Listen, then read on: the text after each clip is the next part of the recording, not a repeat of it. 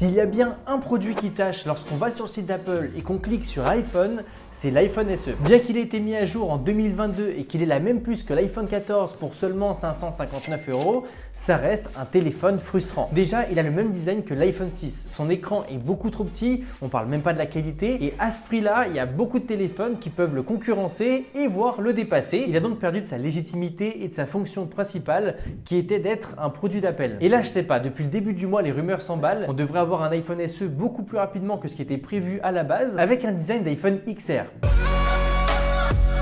Ce qui veut dire qu'on a beaucoup de choses à se dire aujourd'hui. Cette vidéo est sponsorisée par Pitaka. Pitaka, c'est une entreprise qui propose des protections pour tous vos produits préférés, comme votre iPad, votre iPhone ou encore votre Apple Watch. Sauf que leur particularité, c'est le minimalisme. Ils proposent des coques en carbone qui sont magnifiques et surtout, elles sont super fines. Et leur objectif, c'est de protéger votre téléphone sans le dénaturer. En plus de ça, ils ont un système de recharge vraiment top qui permet de profiter au mieux de MagSafe.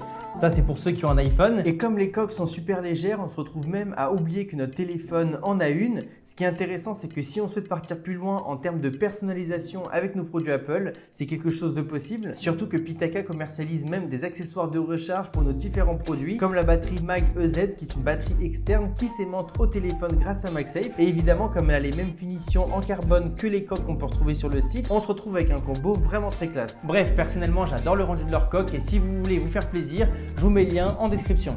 Déjà son design, je ne sais pas si vous vous souvenez, mais l'iPhone XR et l'iPhone 11 sont des téléphones qui ont de bonnes dimensions. Ils sont certes un petit peu lourds et un peu épais, mais vu qu'Apple et les constructeurs de façon générale n'ont pas arrêté d'agrandir et d'épaissir leur téléphone, j'ai envie de dire que ce n'est pas une spécificité qui a trop mal vieilli. Par contre, on ne peut pas dire la même chose de leur écran. On devrait rester sur une dalle LCD, donc rien de bien glorieux, surtout en 2022 voire 2023.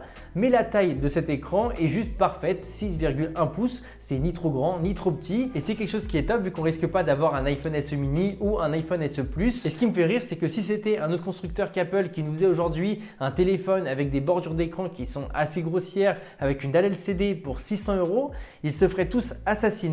Mais comme c'est Apple et que c'est bien plus qu'un simple produit, mais que c'est bien tout l'écosystème qu'on va acheter derrière, on se retrouve comme moi à être content d'avoir un nouvel iPhone SE. Par contre, là où ce téléphone devrait mettre tout le monde d'accord, c'est encore une fois au niveau de sa puissance, parce qu'on devrait avoir la même puce que l'iPhone 14. Alors je sais, vous allez me dire que ça ne change pas par rapport à la version actuelle, sauf qu'avec la version actuelle, la puissance n'allait servir qu'à la longévité. Parce que pour tout ce qui est jeu, création, productivité, il est très difficile, voire impossible d'exploiter les ressources du téléphone avec un écran de 4,7 pouces. Honnêtement, c'est de la torture. Alors que là, grâce à un grand écran, on va pouvoir faire tout ce qu'on aurait aimé faire avec l'ancien modèle. C'est sûr que l'écran, c'est pas le top du top, on est très loin d'un écran gaming, mais ça sera largement suffisant pour faire des petites parties de Call of Duty, pour retoucher une présentation avant d'arriver au travail. Et rien que le combo puce, taille d'écran et prix me font déjà dire que ce téléphone va être le téléphone pour les minimalistes. D'ailleurs, vu qu'on parle de minimaliste, il faut qu'on parle de ce qu'il y a à l'arrière du téléphone, la mono-caméra. Faut dire la vérité, c'est un choix en voie d'extinction, mais je trouve que c'est super pertinent.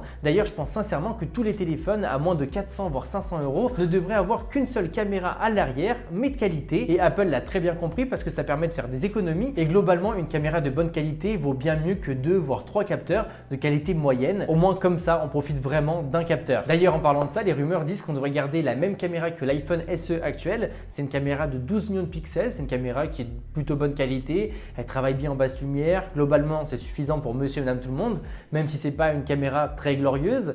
Et pour ce qui est de la caméra selfie, on devrait être exactement pareil. Donc techniquement, ce n'est pas des super capteurs, mais ça fait le travail. Par contre, là où plane un énorme doute sur ce prochain iPhone SE, c'est au niveau du système de déverrouillage. Parce qu'on sait que la détection faciale, le Face ID, fait augmenter le prix des téléphones et que du coup Touch ID, donc la détection digitale, permet de garder un prix plutôt condensé. Donc là pour le coup, on n'a plus la place de mettre un bouton à l'avant. La solution du bouton sous l'écran n'a jamais été trop mise en avant par Apple et du coup certaines rumeurs disent qu'on devrait avoir le bouton verrouillé qui serait un bouton de détection d'empreinte. C'est quelque chose qu'on a déjà vu sur les iPads, donc ça serait pas forcément choquant. Et personnellement, je pense que si Apple fait ça et que ça permet réellement de garder les prix au plus bas, c'est une bonne chose parce que ça dérange absolument personne. Après, pour la petite partie guide d'achat, si vous comptez vous prendre un téléphone prochainement, sachez que ce téléphone coûtera au minimum 600 € si on en croit les rumeurs. Ça fait quand même un beau petit prix. Et si vous voulez vous prendre aujourd'hui un iPhone XR ou un iPhone 11 d'occasion ou même reconditionné, sachez que c'est des produits qui sont complètement différents. L'iPhone 11 se retrouve aux alentours de 400 €, ce qui pour la puce est vraiment très intéressant.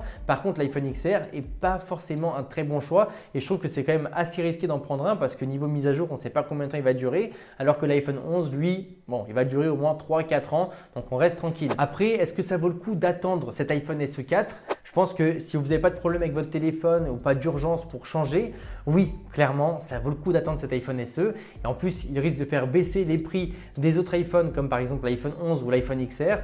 Donc, dans tous les cas, c'est toujours intéressant d'attendre un petit peu. Et pour ce qui est du temps qu'il va falloir attendre pour avoir cet iPhone SE, c'est toujours très flou parce que c'est toujours des histoires de rumeurs. On parle beaucoup de mars 2023. Après, comme Apple n'a pas forcément toujours été régulier par rapport à la date de sortie des iPhone SE, je trouve que c'est une info à prendre avec des pincettes. Mais comme Apple semble un petit peu en difficulté au niveau des ventes des iPhone 14, je pense que l'iPhone SE pourrait bel et bien arriver en 2023. Et d'ailleurs, si vous voulez en savoir plus sur l'histoire des iPhone 14 et des iPhone 15 qui vont arriver, sachez que j'en ai fait une petite vidéo juste ici. En tout cas, j'espère sincèrement vous avoir aidé avec cette vidéo. Si vous êtes intéressé par cet iPhone SE de 4e génération, dites-le moi dans les commentaires avec un petit emoji téléphone ou juste une petite phrase, histoire que je vois si je dois continuer mes recherches sur cet iPhone et vous faire potentiellement une prochaine vidéo rumeur. Nous on se dit à très vite pour prochaine vidéo. Salut à tous, c'était André Martin.